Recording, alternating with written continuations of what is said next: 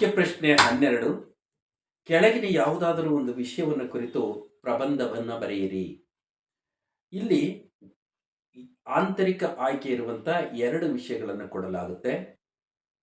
ನಿಮಗೆ ಗೊತ್ತಿರುವ ಸರಿಯಾದ ಉತ್ತರ ಗೊತ್ತಿರುವಂತಹ ಒಂದು ವಿಷಯವನ್ನು ಕುರಿತು ಪ್ರಬಂಧವನ್ನು ಮಂಡಿಸಬೇಕಾಗುತ್ತೆ. ಕನಿಷ್ಠ 15 ಸಾಲುಗಳು ಇರುವಂತೆ ನೀವು ಗಮನ ಹರಿಸಬೇಕು.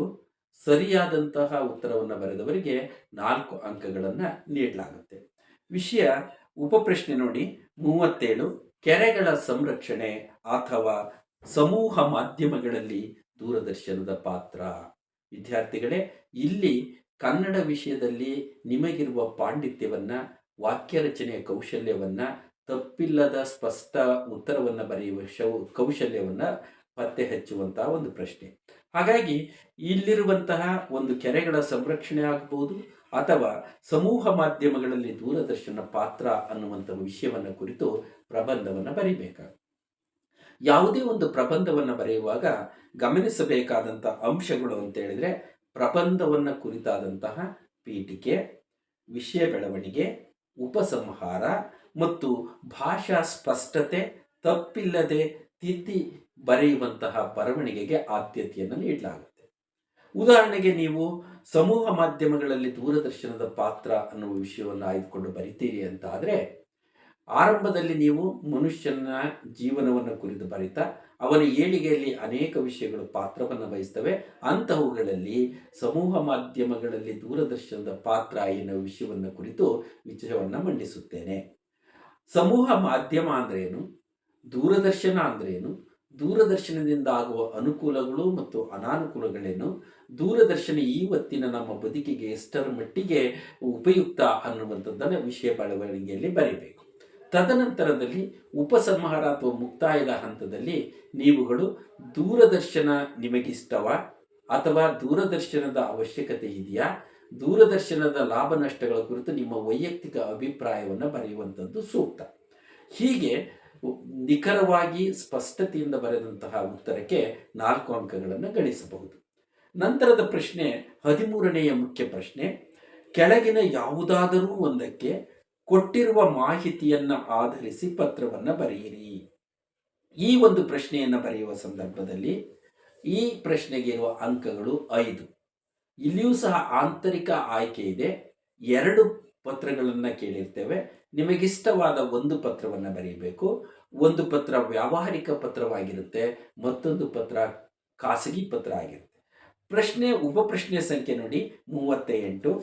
ನಿಮ್ಮನ್ನು ಧಾರವಾಡದ ಕುಕನೂರು ಗ್ರಾಮದ ಸರ್ಕಾರಿ ಪ್ರೌಢಶಾಲೆಯಲ್ಲಿ ಓದುತ್ತಿರುವ ರಮೇಶ ಅಥವಾ ರಾಣಿ ಎಂದು ಭಾವಿಸಿಕೊಂಡು ನಿಮ್ಮ ಊರಿನ ಬೀದಿ ದೀಪಗಳನ್ನು ಸರಿಪಡಿಸುವಂತೆ ಕೋರಿ ನಿಮ್ಮ ಗ್ರಾಮದ ಗ್ರಾಮ ಪಂಚಾಯಿತಿಯ ಅಧ್ಯಕ್ಷರಿಗೊಂದು ಪತ್ರವನ್ನು ಬರೆಯಿರಿ.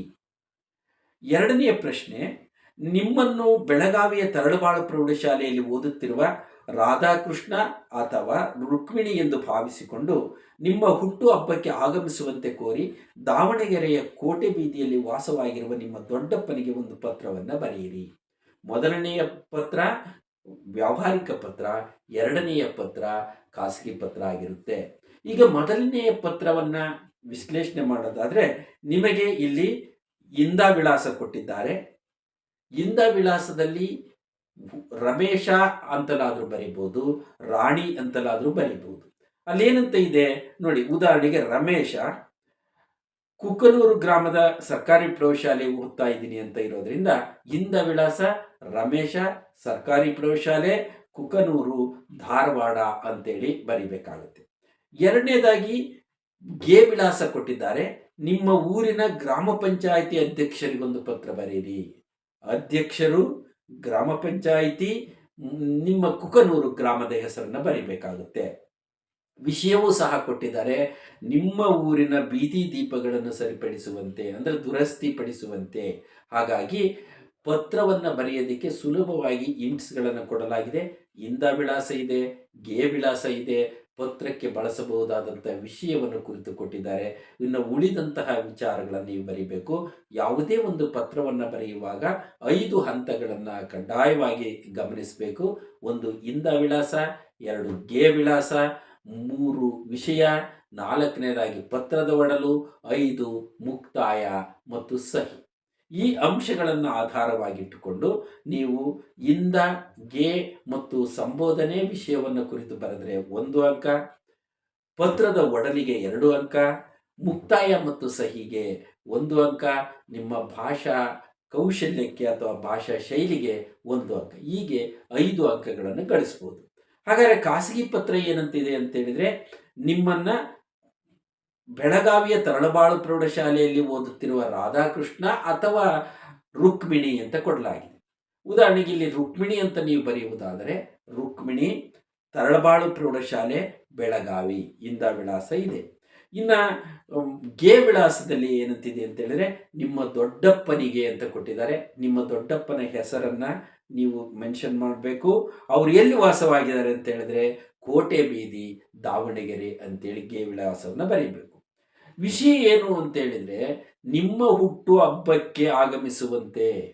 ನೀವು ಬೆಳಗಾವಿಯಲ್ಲಿದ್ದುಕೊಂಡು ಹುಟ್ಟುಹಬ್ಬವನ್ನು ಆಚರಿಸ್ತಾ ಇದ್ದೀವಿ, ತಾವುಗಳು ಸಹ ನನ್ನ ಹುಟ್ಟುಹಬ್ಬಕ್ಕೆ ಬಂದು ನನಗೆ ಶುಭವನ್ನು ಕೋರಿ ಅಂತೇಳಿ ನೀವು ಪತ್ರವನ್ನು ಬರೀಬೇಕಾಗುತ್ತೆ.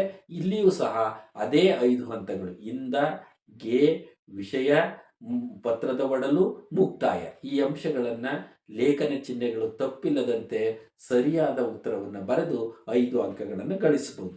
ಹೀಗೆ ಪ್ರಶ್ನೆ ಸಂಖ್ಯೆ 1ರಿಂದ 13 ಮುಖ್ಯ ಪ್ರಶ್ನೆಗಳ ಅಡಿಯಲ್ಲಿ 38 ಪ್ರಶ್ನೆಗಳಿಗೆ ನೀವು ಉತ್ತರವನ್ನು 3 ಗಂಟೆಯ ಅವಧಿಯಲ್ಲಿ ಬರೆದು 80 ಅಂಕಗಳನ್ನು ಗಳಿಸುವಂಥ ಒಂದು ಸುವರ್ಣ ಅವಕಾಶಕ್ಕಾಗಿ ನೀವೆಲ್ಲರೂ ಪ್ರಯತ್ನಶೀಲರಾಗಬೇಕು.